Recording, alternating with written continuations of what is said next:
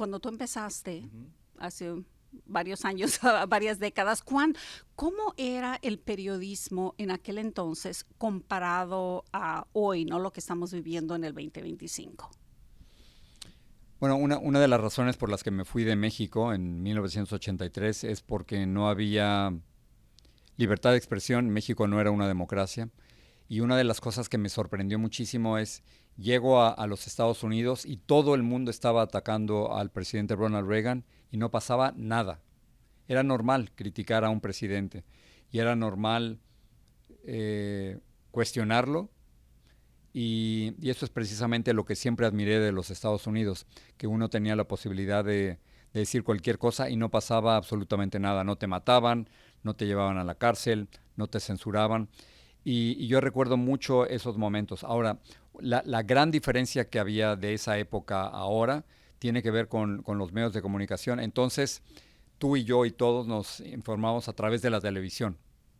La televisión, los periódicos era lo más importante, la radio, y ahora eh, tú te das cuenta que apenas 20% de la gente recibe sus noticias a través de la televisión y que casi todo lo hacemos a través de nuestros celulares y redes sociales. Así que la primera gran diferencia tiene que ver con eso, con la manera en que ahora nos estamos informando y desafortunadamente debido a eso hay un gravísimo problema de desinformación en donde ya no sabemos qué es verdad y qué no es verdad.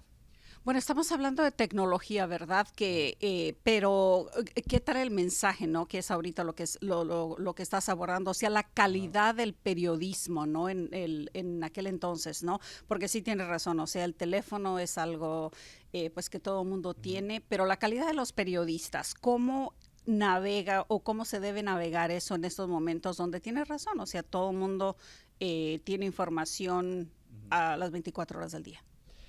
El otro día estaba escuchando un informe de la UNESCO en el que decía que cerca del 60% de los influencers no revisan la información y solo repiten la información. Yo creo que ahora hay tan buenos periodistas como antes. Yo creo que tenemos grandes periodistas ahora que están utilizando las redes sociales para informar, pero la, lo único que tenemos los periodistas es nuestra credibilidad, que te crean. Si yo digo algo y la gente no me cree, no sirve para absolutamente nada. Y eso no ha cambiado el periodismo de hace 30 o 40 o 50 años al periodismo de ahora, en donde la credibilidad es lo único que cuenta. Yo vivo en Miami, donde hay todos los años una temporada de huracanes y tengo dos meteorólogos en quienes creo siempre. Ellos me dicen si me quedo en mi casa o me tengo que evacuar. Bueno, yo creo que el periodismo ahora es exactamente lo mismo. Se trata de gente en la que tú puedes confiar en medio de un mar de desinformación. ¿Cómo le hacemos nosotros los periodistas para enviar ese mensaje a la gente, ¿no? Los que están escuchando este podcast ahorita, ¿cómo seleccionan a las personas confiables en momentos en que hay tantos influencers y que la información te la ponen a donde, para donde tú voltees? Yo creo que es una simple cuestión de credibilidad. O sea, si tú vas con alguien y te dice que algo es rojo y tú puedes comprobar que es rojo, o te dicen que 17 personas murieron y fueron efectivamente 17 personas, la siguiente vez vas a regresar. Es una cuestión de repetición. Por eso estoy tan orgulloso de haber estado 38 años en el noticiero y que la gente seguía regresando ahí. Yo creo que todos tenemos, esos dos meteorólogos que yo tengo, todos tenemos dos o tres periodistas en quienes uno puede confiar.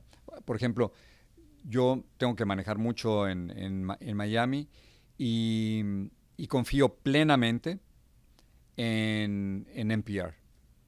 Lo escucho todas las mañanas y confío en ellos porque hace 20 años dijeron algo y fue realidad, y hace 15 años dijeron algo y fue realidad, y ayer dijeron algo y es cierto. Entonces, esa relación de certeza y de credibilidad y de repetición es fundamental.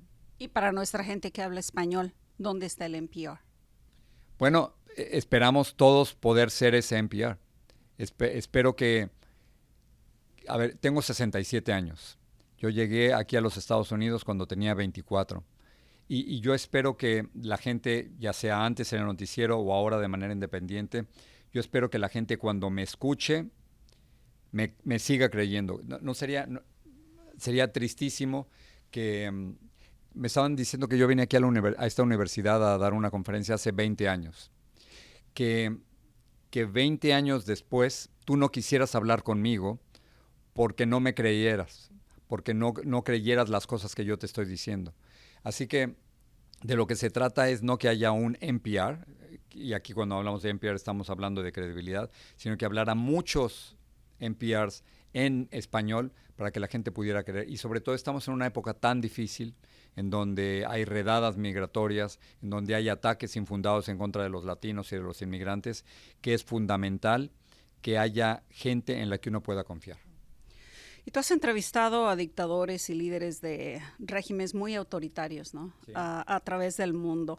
¿Cómo navegaste la responsabilidad periodística con la ética o la moralidad de legitimizar a esos dictadores al darles plataforma, al darles esa credibilidad de la que tú hablabas? Tienes razón. A ver, yo creo que nos toca hablar con todos. Y me ha tocado hablar con muchos dictadores y con muchos líderes autoritarios. Y la única manera de balancear, para que eso no se convierta en un evento de relaciones públicas y de propaganda, la única manera de hacerlo es haciendo preguntas duras, es repreguntando y cuestionando a los que tienen el poder. Y así lo hice con Hugo Chávez, así lo hice con el expresidente Carlos Salinas de Gortari, así lo hice con Donald Trump y así lo hice con Nicolás Maduro. A ver, con Nicolás Maduro llegamos a el Palacio de Miraflores en Caracas, y tenía que establecer qué tipo de entrevista íbamos a hacer. Entonces, yo podía llegar y preguntarle a Maduro, señor presidente, ¿cómo está el clima? ¿Cómo está Venezuela? ¿Cómo le ha ido? ¿Cuáles son sus principales logros? O podía llegar y preguntarle, ¿cómo le llama a usted? Para muchos usted es un dictador. Entonces, depende de cómo establezcas esa primer pregunta, estableces el ritmo y el tono de las entrevistas. La única manera de compensar una entrevista con un dictador o con un líder autoritario es haciendo preguntas duras. Si no haces eso, yo creo que no es periodismo. ¿Y cuál ha sido la más difícil, la entrevista más difícil con ese tipo de líderes autoritarios? A ver, mientras más malo, mejores las entrevistas, ¿no? Porque claro, ellos están acostumbrados a que la gente les dice solo lo que ellos quieren y no están acostumbrados a que nadie los cuestione. Así que yo recuerdo como entrevistas difíciles, pero las que más satisfacción me han dado, aquellas con la gente que tiene mucho poder y que ponen en peligro el sistema democrático. Fidel Castro, Hugo Chávez, Nicolás Maduro, Carlos Salinas de Gortari, Ernesto Zedillo, Peña Nieto. Y luego, por otra parte, he tenido también la suerte de que aquí en los Estados Unidos, desde George W. Bush hasta ahora, he tenido la oportunidad de hablar con todos los presidentes y candidatos. Y no siempre les gusta, muchas veces ya no me vuelven a invitar, pero no importa, porque yo creo que hay que llegar a esas entrevistas con dos ideas. La primera es que si tú no haces esa pregunta, nadie más la va a hacer. Es decir, no estoy esperando que alguien venga después de mí a hacerla. Y segundo, estoy pensando que voy a perder el acceso a esa persona, que nunca más lo voy a volver a entrevistar. Entonces, si tú llegas con una persona, con un entrevistado, y sabes que nunca más vas a volver a hablar con esa persona, es una entrevista muy distinta a otra en la que estás buscando acceso. Y bueno, hablando de líderes, tu experiencia con el ahora presidente Donald Trump, ¿no? Que fue muy mencionado en aquel entonces. ¿Qué te queda de esa entrevista y el hecho de que, bueno, que te atacó, ¿no? Directamente, como es muy costumbrero que ataque a los periodistas que hacen preguntas fuertes, que hacen preguntas que no les gustan, ¿no? Desde utilizar vulgaridades, ¿no? En contra de los periodistas. Háblame de tu experiencia con Donald Trump y ahora como presidente. El problema con Donald Trump comenzó cuando él se lanza a la presidencia en el 2015 y dice que los inmigrantes mexicanos son criminales y violadores. Y eso no es cierto, es una mentira. ¿Y tú se lo dijiste? Yo soy un inmigrante mexicano y no somos ni criminales ni violadores. Y la mayoría de los inmigrantes que vivimos en los Estados Unidos aquí no somos ni criminales ni violadores y había que decírselo. Entonces le envié una carta manuscrita por FedEx a su oficina en Nueva York y en lugar de contestarme la publicó en Instagram con mi teléfono. Tuve que cambiar mi número de teléfono, pero mi trabajo periodístico no había terminado ahí. Así que busqué un lugar donde él iba a dar una conferencia de prensa. Encontré uno en Dubuque, Iowa, y ahí me presenté. Y cuando comenzó la conferencia de prensa, hubo una pausa, me paré y comencé a hacerle mis preguntas sobre todas las mentiras que había dicho sobre los latinos y sobre los inmigrantes. No le gustó y entonces le llamó a su guardaespaldas y su guardaespaldas por la fuerza me sacó de ahí. Pocos saben que ellos se dan cuenta del error que están cometiendo porque es un ataque directo a la prensa y me permiten regresar y tengo la oportunidad de hablar con Trump cerca de 10 o 15 minutos. Pero aquí lo importante era demostrar, primero, que lo que él estaba diciendo era mentira, porque los inmigrantes mexicanos ni los inmigrantes somos criminales ni violadores. Y segundo, demostrar que los periodistas en este país seguimos teniendo absoluta libertad para preguntar lo que se nos pegue la gana. Y tercero, era una advertencia, era decirles, cuidado, Donald Trump está atacando a la prensa, Donald Trump no está respetando la libertad de expresión y todos ustedes lo deben saber. No me hicieron caso. La gente me decía, no, es que tú no conoces cómo funciona el sistema político en los Estados Unidos, tú no conoces bien a Donald Trump, él siempre es así y ve dónde nos encontramos ahora. Bueno, hablamos de eso, ¿no? De dónde nos encontramos ahora, que ahora es presidente nuevamente, y los ataques a los periodistas no cesan, y bueno, hay un sinfín de ejemplos. Acabo de ver una entrevista, una conferencia de prensa de Donald Trump y con el presidente de El Salvador, Nayib Bukele, en donde el presidente Trump directamente estuvo atacando a una corresponsal de CNN. Y primero es CNN, antes recuerdo que atacó a NBC y ha estado atacando a otros medios de prensa. ¿Qué es lo que tenemos que hacer? No dejarnos. En los Estados Unidos, la primera enmienda de la Constitución nos protege y tenemos la obligación de cuestionar a los que tienen el poder. Y en este caso, Donald Trump está en el poder, ha dicho muchas mentiras y estamos obligados a cuestionarlo todo el tiempo. ¿Cómo le hacemos para no dejarnos, verdad? Porque estamos viendo de qué plataformas, ¿no? Compañías sumamente importantes, ¿no? Que nos amparan como periodistas, ¿verdad? Que nos amparan como periodistas, están doblando el pie hacia Donald Trump y eso a mí en lo particular pues me preocupa muchísimo, ¿no? Yo trabajo para una compañía muy, muy grande, pero aún así veo el peligro. ¿Tú lo ves también? Yo veo el peligro todo el tiempo. Creo que hay un peligro para la democracia si aceptamos que los periodistas, por ejemplo, de la agencia AP, que no tienen acceso a algunos eventos por parte de la Casa Blanca. Eso me preocupa, me preocupa los ataques a la prensa, me preocupa la enorme campaña de desinformación. Y entonces, la única respuesta es que ante las dudas, ante los ataques, más periodismo. When in doubt, more journalism. Eso es lo que tenemos que hacer. Y bueno, tú ya no estás en Univisión. ¿Qué te quedó por hacer ahí? Y si es posible, ¿por qué te saliste? Bueno, todavía después de 38 años se cerró el ciclo trabajando en la televisión y creo que el futuro del periodismo no está en los medios de comunicación tradicionales, sino que el futuro de la televisión, el futuro de los medios de comunicación está en otro lado, está a nivel digital, está en las redes sociales y es ahí precisamente donde quiero estar ahora. Bueno, y hablando del futuro y cuestiones digitales, tu hija, Paola, Paola Ramos, es una influencer, ¿no? Y ella ha forjado su carrera periodística muy distinta a la tuya. Claro. Como padre de Paola, pero también obviamente con el periodismo que tú has hecho, ¿qué has aprendido de ella en cómo maneja ciertos temas que tú lo manejarías diferente o que posiblemente lo manejarías como ella? No, yo creo que Paola es mi ídolo.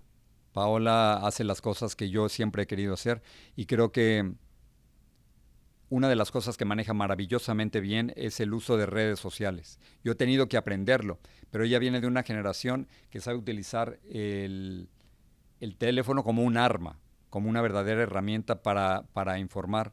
Y, y es lo que yo he aprendido de ella, que sin redes sociales, sin medios digitales, no existes. Y eso por una parte. Y luego por otra, creo que ella viene de una generación sin miedo, fearless, en donde han entendido que la libertad de expresión está en sus manos y que no va a dejar que nadie, absolutamente nadie, eh, les imponga el silencio. Esta no es una profesión para silenciosos. El silencio no es una opción para ellos. Y eso es lo que he aprendido mucho de ellos. ¿Cómo ves tú el periodismo bilingüe? ¿Se puede mezclar? ¿Puede ser Spanglish? ¿O cuál es el futuro para los periodistas como tú y yo que tenemos la habilidad de hablar ambos idiomas? Y como tu hija. Yo creo que todo se vale. Yo creo que se puede reportar en español, se puede reportar en inglés, se puede reportar en Spanglish y todo es válido porque es así como hablamos. O sea, no hablamos un español perfecto de la Real Academia de la Lengua Española, hablamos un español mezclado con muchísimas cosas, tenemos mucha influencia. When I speak in English, I still have an accent, but this accent identifies me completely, who I am. Yo creo que de eso se trata precisamente. Y de estar orgullosos, ¿verdad? O sea, like, this is who we are. Exactamente. Yo soy así. Yo cuando hablo en inglés y en español, lo que estoy diciendo, vengo de otro país. Estados Unidos me abrió las puertas, me dio las oportunidades que otros países no me dieron la oportunidad. Y yo creo que una cosa importante es que Estados Unidos ya es el segundo país del mundo, después de México, donde más se habla español.